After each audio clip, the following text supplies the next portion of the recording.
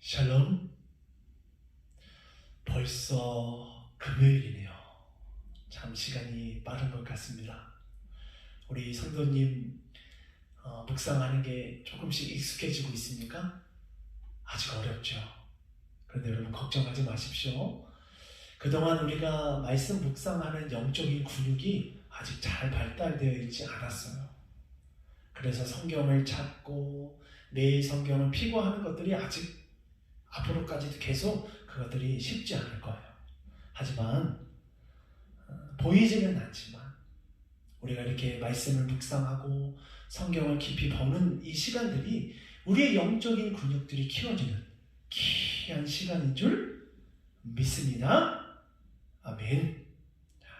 오늘 하나님 우리에게 주신 말씀은 누가복음 6장 1절에서 11절에 있는 말씀이에요.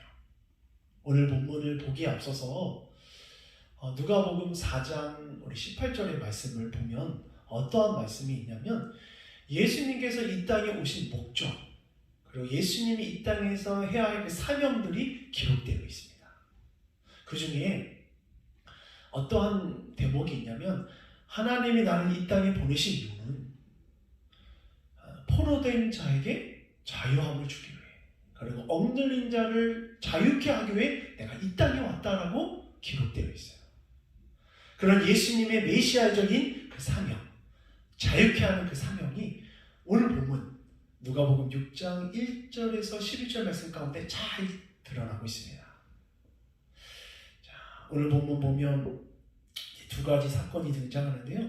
첫 번째 사건은 안식일날 예수님과 그 제자들이 밀밭을 걸어가다가 아마 제자들의 배가 고팠던 것 같습니다. 그래서 밀이삭 남아있는 것들을 비벼서 먹게 돼요. 그랬더니 종교 지도자들이 아니나 다를까 예수여, 왜 당신 제자들은 안식일을 어기십니까? 왜 율법을 지키지 않으십니까? 그때 우리 주님이 어떻게 대답하냐면 구약 성경의 다윗을 봐라. 다윗도 율법을 어긴 것이 하나가 있다. 무엇이냐면 다윗과 함께 했던 그 사람들이 너무도 배가 고팠다. 그래서 그때 대제사장만 먹을 수 있는 진설병 떡을 다윗과 그 함께한 사람들이 먹었는데 크게 문제가 되지 않았다. 그러니 우리가 이것을 먹는 것은 큰 문제가 되지 않는 것이라고 우리 주님이 말씀하셔요. 또 하나의 사건이 등장합니다.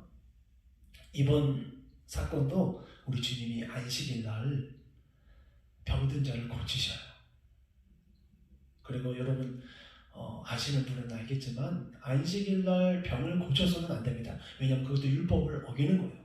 오직 안식일 날 고칠 수 있는 환자는 당장 생명이 위협을 느끼는 응급 환자들만 고칠 수 있지 거의 대부분 환자는 그냥 내버려둬야 돼요. 그런데 우리 주님이 굳이 당장 고치지 않아도 생명의 위협이 되지 않는 손 마른 자를 고치십니다. 왜 그러셨을까요? 우리 주님의 메시아적인 사명, 포로된 자에게 참 자유함을, 억눌린 자에게 자유케 하는 그 사역을 감당하기 위해 우리 주님이 안식일날 이 일들을 행하십니다.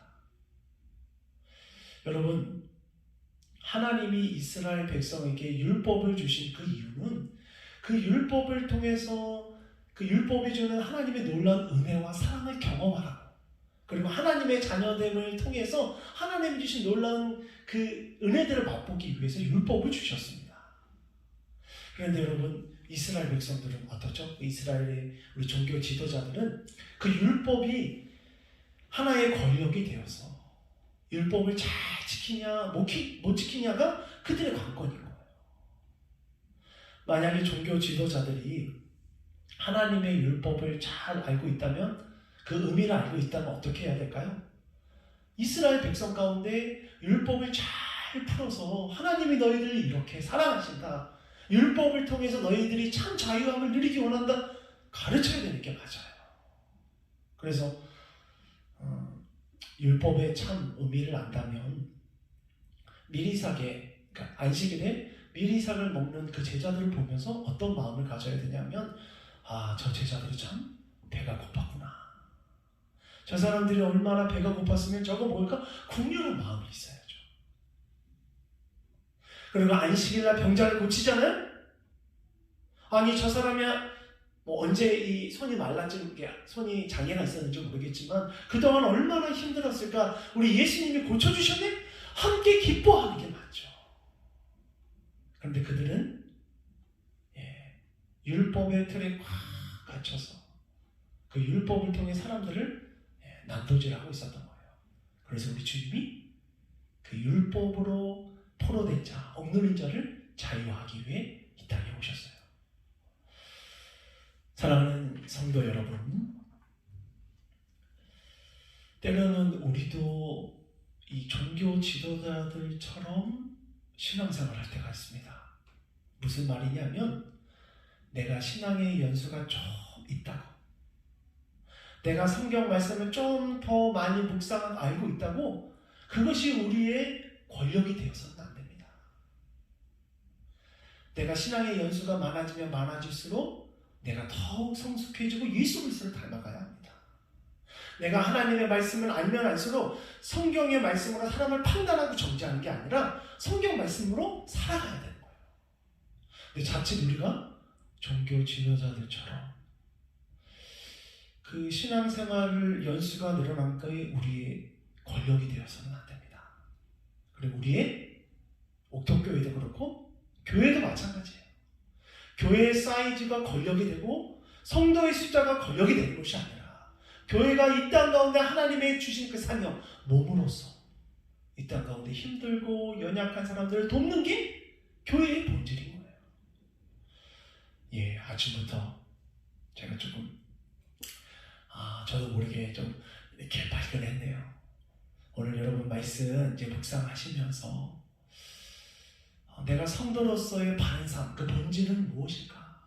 성도라는 이 단어 자체가 거룩한, 구별된 삶인데 나는 얼마나 성도로서의 삶을 살아가고 있느냐? 여러분, 우리 스스로를 보고 그리고 주님 주신 그 의미 가운데 참 자유함을 누리는 저와 여러분이 되어지기를 축복합니다. 아멘.